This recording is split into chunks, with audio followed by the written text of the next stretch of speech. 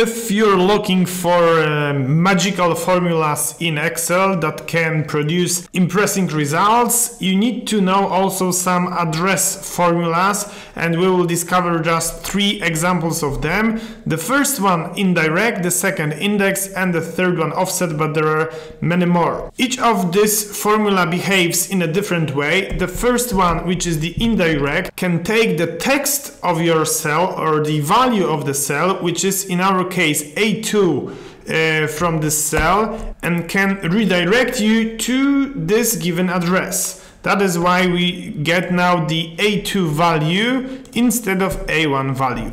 The second one is index, which allows you to move around arrays and return the results of this movement. For example, if I select A1 to A3 cells and will select, let's give me the second row, you will see that we end up also with the same value, and this is useful in some very advanced dynamic scenarios. And the third one is allowing you to start at some point of your worksheet and then move vertically or horizontally and select even some kind of range of cells that also might be useful in some of scenarios.